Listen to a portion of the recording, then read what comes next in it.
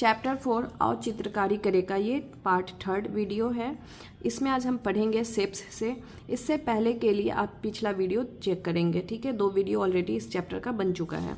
अब देखिए यहाँ शेप्स के बारे में अंतर्गत आपको कई तरह की आकृतियाँ बनाने के लिए विकल्प मिलता है, जैसे कि आप इस चित्र में देख पा रहे हैं। यहाँ देखिए ये जो भी आकृति यहाँ दी गई है, अगर ये आकृतियाँ बनाना चाहते हैं तो आप डायरेक्ट इस पर क्लिक करेंगे और ड्राइंग एरिया पे जाके क्लिक करेंगे, तभी आपका क्या होगा, वो आकृति बन जाएगा, ठीक है। देखिए शेप्स के भीतर ही आउटलाइन और फिल का भी मिलता है।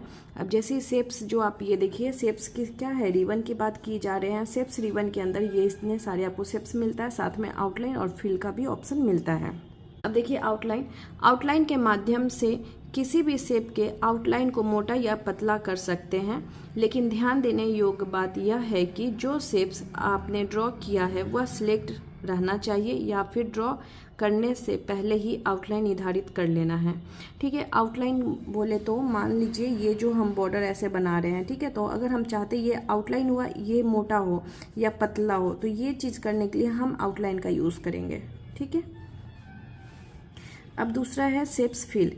अब यहाँ फिल है, यहाँ जो ये फिल है इसके बारे में पढ़ रहे हैं। फिल के माध्यम से किसी भी शेप में रंग को भर सकते हैं। ध्यान रहे आप जिस आकृति में रंग भरना चाहते हैं उस आकृति को सिलेक्ट करने के साथ ही कलर को चुनना होता है, ठीक है। अब जैसे पहले तो आउटलाइन में क्या हो रहा था, जो बाहर का बॉर्डर है उसको हम पतला मोटा कर रहे थे, लेकिन फिल के माध्यम से हम क्या कर सकते हैं, मान लीजिए इसके अंदर में हमको रंग भरना है। अब तो रंग भरना है तो हम फिल का यूज़ करेंगे, ठीक है। अगर मेरे पास यहाँ पे 2-3 शेप है, मान लीजिए ये मेरा ड्राइंग एरिया है, यहाँ पे हम ऐसे 2-3 शेप बना के रखे हैं, ठीक है। अब इसमें हमें क्या करना है, रंग भरना है। हमें भरना है ट्रायंगल में, ठीक है, इसमें त्रिभुज में। तो हमें क्या करना पड़ेगा, पहले हम त्रिभुज को सिलेक्ट करेंगे और फिर हम या तो आउटलाइन या फिल पे क्लिक करेंगे, ठीक है। जिसमें करना होगा पहले उसको सिलेक्ट करना है, फिर यहाँ ऊपर में जो ऑप्शन होता है उसको सिलेक्ट करना है। अब है कलर्स। इसके अंतर्गत आपको 5 विकल्प देखने को मिलता है, जिनका विवरण इस प्रकार है। यहाँ देखिए कलर्स रिबन लिखा है। कलर्स रिबन की बात कर रहे हैं, इसमें आपको 5 विकल्प है। पहला साइज है, कलर 1, कलर 2, यहाँ कलर पैलेट है और इधर एडिट कलर है, ठीक है। 5 चीज़ आपको मिल रहा है। पहला देखिए साइजेस। इसके माध्यम से आप पेंसिल या इरेजर की साइज बढ़ा सकते हैं।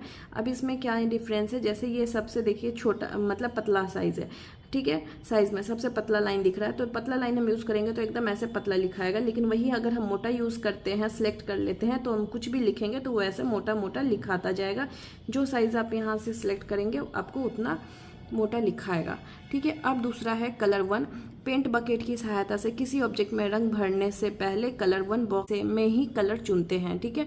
कहीं भी कोई भी आकृति आप बना लें, मान लीजिए यहाँ पे एक हम वृत्त बना लिए, ठीक है, यहाँ वृत्त बना लिया। अब इस वृत्त में हमें काला रंग भरना है, तो हम क्या करेंगे, कलर 1 में काला रंग सेलेक्ट करेंगे और यहाँ जाके क्लिक करेंगे, तो ये जो मेरा है वृत्त है ये काले रंग से रंग आ गया, ठीक है, ये समझ आ गया। अब देखिए दूसरा है कलर 2। यह बैकग्राउंड कलर है, अर्थात इस बॉक्स में जो भी कलर सिलेक्ट रहेगा वो इरेजर से मिटाने पर वही रंग आपके पेज पर दिखने लगेगा। कहने का मतलब है ये जो बैकग्राउंड कलर होता है, जैसे यहाँ हम एक वृत्त बनाए तो वृत्त का कलर तो मेरा काला है, बट जो आप बैकग्राउंड कलर देख रहे हैं ये कैसा है, नीला है। तो ये जो पीछे का जो बैकग्राउंड कलर है जो आपको नीला दिख रहा है, इसको नीला करने के लिए हम कौन सा कलर 2 का यूज़ करते हैं, ठीक है। 1 में वृत्त में अगर रंग भरना है तो हम यूज़ करेंगे कलर 1 का, लेकिन इसके पीछे बैकग्राउंड ही करना है, मतलब स्क्रीन पे या हाफ स्क्रीन पे बैकग्राउंड सेट करना है तो हम कलर 2 का यूज़ करते हैं। और इसमें यही बोल रहा है कि अगर हम, ठीक है, अगर रबर की सहायता से मिटाएं तो हमें नीला दिखाई देगा। जैसे कि यहाँ पे वृत्त है, वृत्त को हम काले रंग से रंग दिए हैं, लेकिन अगर हम इसको रबर से मिटा दे तो देखिए आपको क्या है, नीला जो था पहले से वो नीला दिखाई दे रहा है ना। यही बैकग्राउंड है। देखिए कलर पैलेट, ठीक है। कलर पैलेट क्या है, आपको अलग अलग रंगों का समूह देखने को मिलता है। आप किसी भी चित्र या ऑब्जेक्ट में कलर फिल करने के लिए यहीं से रंग चुन सकते हैं। यहीं से आपको रंग चुनने का ऑप्शन मिलता है। जैसे आपको काला करना था तो आप यहाँ से काला दबाएं, यहाँ पे काला रंग सिलेक्ट हो गया और यहाँ पे आप वृत्त में काला रंग भर दिए। अगर आपको लाल भरना होता तो आप यहाँ से लाल सिलेक्ट, जैसे ही लाल पे क्लिक करेंगे तो यहाँ काला के जगह पे लाल दिखने लगेगा। जिसको कलर सिलेक्ट करेंगे वो आपको यहाँ पे दिखेगा कि कौन सा कलर आप सिलेक्ट। 5वां है एडिट कलर। इसके माध्यम से आप अपने अनुसार रंग बना सकते हैं। ठीक उसी प्रकार जैसे आप पेंटिंग बनाने के लिए 2 या 2 से अधिक रंगों को मिलाकर एक नया रंग तैयार करते हैं, यह टूल आपको अलग अलग शेड के ढेर सारे नए रंग बनाने का अवसर देता है। अब जैसे एडिट कलर, ये यहाँ पे आपको कुछ ही कलर मिलता है, जो आप यहाँ पे देख भी रहे होंगे, बहुत ज़्यादा कलर नहीं है, ठीक है। लेकिन आपको कुछ नया कलर बनाना है 2 रंग को जोड़ के, तो उसके लिए आप यहाँ एडिट कलर पे क्लिक करेंगे और यहीं से आपको नया 2 कलर मिक्स करने का, सिलेक्ट करने का ऑप्शन देगा, जिस सेट से नया सेट बनता है। Edit with paint 3D, window 10 और 11 के MS पेंट में होम मेन्यू में एडिट विथ पेंट 3D का विकल्प मिलता है। इसका उपयोग आप MS पेंट में नहीं कर सकते हैं। जैसे ही आप इस विकल्प पर क्लिक करेंगे, आपको MS पेंट को बंद करने का निर्देश मिलेगा। साथ ही अगर आपके कंप्यूटर में पेंट 3D डाउनलोड नहीं है तो उसे अलग से डाउनलोड करना पड़ेगा, ठीक है। वैसे तो आपके पेंट में, ठीक है, जब भी अगर आप विंडो 10 या 11 ऑपरेटिंग सिस्टम यूज़ करते हैं तो MS पेंट में होम में ही आपको एक ऑप्शन मिलता है edit with paint 3D, but ये यूज़ आप MS पेंट में नहीं कर सकते हैं। इसके लिए आपको क्या होगा, MS पेंट को बंद करके आपको पेंट 3D खोलना होगा। अगर आप में डाउनलोड नहीं है तो अलग से इसको डाउनलोड करना पड़ता है, ठीक है। तो इसके लिए अभी हमें नहीं पढ़ना है, बस सिंपल जानकारी चाहिए था जो कि हम समझ लिया। अब देखिए नेक्स्ट है व्यू, ठीक है। इस मेनू के अंतर्गत 3 समूहों के टूल्स दिखाई देते हैं, ठीक है। ये है, देखिए यहाँ पे पहले हम फाइल पढ़ चुके हैं, अभी होम पढ़ रहे थे, होम के बाद अब यहाँ पढ़ेंगे हम व्यू, ठीक है। पहला है जूम, ठीक है। दूसरा है शो और हाइड, ठीक है। यहाँ पे देखिए पहला है जूम, रिवन पहले में जूम है, दूसरा रिवन है हमारा शो और हाइड, और तीसरा होता है डिस्प्ले। यहाँ देखिए जूम, पेंट के ड्राइंग एरिया को बड़ा या छोटा करके दिखाने के लिए इस विकल्प का प्रयोग होता है। इसके अतिरिक्त जूम सेक्शन में पेज को पुनः 100% साइज में लाने का भी विकल्प दिया जाता है, ठीक है। यहाँ पे आप देखिए, यहाँ जूम करने का ऑप्शन है, ठीक है। यहाँ से आप जूम कर सकते हैं, नीचे से भी कर सकते हैं। अगर नीचे से नहीं करना है तो आपको व्यू पे जैसे ही क्लिक करेंगे, व्यू पे क्लिक करने के बाद आपको ये देखिए जूम इन जूम आउट का ऑप्शन आता है। जब प्लस है ना, लेंस है, लेंस के बीच में प्लस का साइन है, जैसे आप इस पर करेंगे तो ये जूम होता जाएगा, और जैसे ही माइनस करेंगे तो जूम कमता जाएगा। दूसरा है आपका, ये देखिए शो और हाइड, ठीक है। इसके अंतर्गत 3 विकल्प क्रमशः rulers, grid line, status bar मिलता है, ठीक है। रूलर के माध्यम से आप अपने रूलर बार को लाने और छिपाने के लिए कर सकते हैं। ग्रिड लाइन की मदद से आप पेज को ग्रिड लाइन की तरह देखने के लिए प्रयोग किया जाता है। इसी तरह स्टेटस बार के द्वारा आपको छिपाने अथवा दिखाने के लिए प्रयोग करते हैं। आइए इस चित्र के माध्यम से उपयुक्त तीनों विकल्पों को समझते हैं। अब देखिए रूलर किसको बोलता है, रूलर क्या होता है, जो स्केल होता है उसको हम इंग्लिश में रूलर भी बोलते हैं। तो ये देखिए स्केल जैसा है ना, यहाँ 0, 100, 200, 300, 400, इधर भी आपको ऊपर में लिखा दिख रहा है स्केल, और इधर भी लिखा दिख रहा है स्केल। तो अगर ये आप चाहते हैं कि आपके स्क्रीन पे ये दिखे स्केल वाला, तो आपको रूलर पे टिक कर देना है।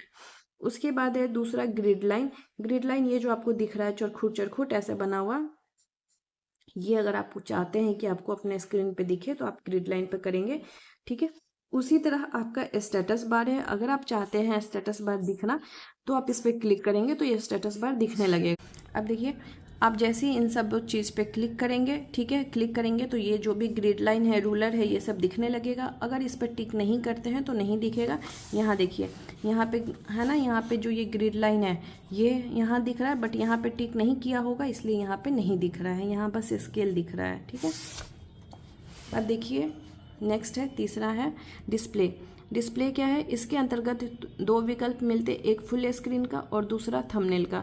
फुल स्क्रीन के माध्यम से आप अपने द्वारा बनाई गई ड्राइंग अथवा चित्र को फुल स्क्रीन में देख पाएंगे। वहीं थंबनेल टूल तब सक्रिय होता है जब आप पेज को 100% से अधिक जूम इन करते हैं, ठीक है।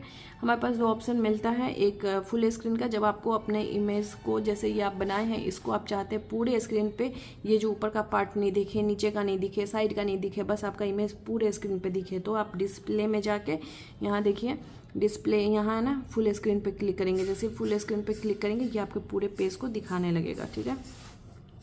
दूसरा है थंबनेल। थंबनेल का जब आप जूम इन 100% से ज़्यादा करते हैं तब ये खुद से सक्रिय हो जाता है। अब देखिए यहाँ चलते चलते हम लोग टेक्स्ट टूल के मुख्य मेनू के बारे में संक्षेप में जानकारी प्राप्त कर लेते हैं। बच्चों, टेक्स्ट के अंतर्गत आपको फ़ॉन्ट के प्रकार, फ़ॉन्ट साइज, टेक्स्ट को bold, italic, underline, strike through आदि करने का विकल्प मिलता है। इसके अतिरिक्त आप टेक्स्ट के पृष्ठभूमि, बैकग्राउंड या ओपेक या ट्रांसपेरेंट रख सकते हैं। साथ ही टेक्स्ट के रंग को भी अपने पसंद के अनुसार बदल सकते हैं। कुल मिलाकर टेक्स्ट टूल की मदद से आप अपने ड्राइंग एरिया में कोई भी टेक्स्ट शामिल कर सकते हैं और उसको अपने अनुकूल सजा कस्टमाइज़ कर सकते हैं। नीचे दिए गए चित्र के माध्यम से आप टेक्स्ट टूल को और भी आसानी से समझ सकते हैं। ठीक है, अब देखिए यहाँ टेक्स्ट टूल है। टेक्स्ट टूल अब हम लोग इसमें पढ़ेंगे। टेक्स्ट टूल में क्या होता है, टेक्स्ट पहले क्या होता है, कोई भी चीज़ जो शब्द हम लिखते हैं उसी को हम कंप्यूटर में क्या बोलते हैं, टेक्स्ट बोलते हैं। मान लीजिए हम लिखें यहाँ पे हेलो, ठीक है, हेलो। अब हम चाहते हैं कि हेलो का साइज़ जो है अभी छोटा है, थोड़ा बड़ा हो जाए, तो हम क्या बोलेंगे, हेलो का साइज़ नहीं बोलेंगे, हम बोलेंगे फ़ॉन्ट। ठीक है, इसका फ़ॉन्ट साइज़ बड़ा करना है, तो फ़ॉन्ट के लिए यहाँ देखिए फ़ॉन्ट लिखा है और यहाँ 11 लिखा है, तो 11 लिखा है तो अभी ये छोटा है। जैसे ही हम इसको 22 कर देंगे या 12 करेंगे तो थोड़ा साइज़ बढ़ेगा। थोड़ा और बढ़ाना है तो हम 15 करेंगे, ज़्यादा बढ़ाना है तो मतलब साइज़ जब भी आपको इंक्रीज़ कराना है तो यहाँ से आपका चेंज होगा। बोल्ड का मतलब है थोड़ा गाढ़ा लिखना, जैसे अभी ये गाढ़ा नहीं लिखा है, ठीक है, लेकिन हम चाहते हैं गाढ़ा लिखना। ठीक है, मतलब ऐसे मोटा मोटा लिखा होता है, जैसे किसी चीज़ का हेडिंग होता है, ऐसे मोटा मोटा लिखना। तो हम क्या करेंगे, इस बी पे क्लिक कर देंगे। पहले तो हेलो जो है हमारा, हेलो को सिलेक्ट करेंगे, फिर बी पे क्लिक करेंगे, ये बोल्ड हो जाएगा। उसी तरह है यू और उसके नीचे अंडरलाइन, इस पर जब हम क्लिक करेंगे तो इसके नीचे ऐसे लाइन खींचा आ जाएगा।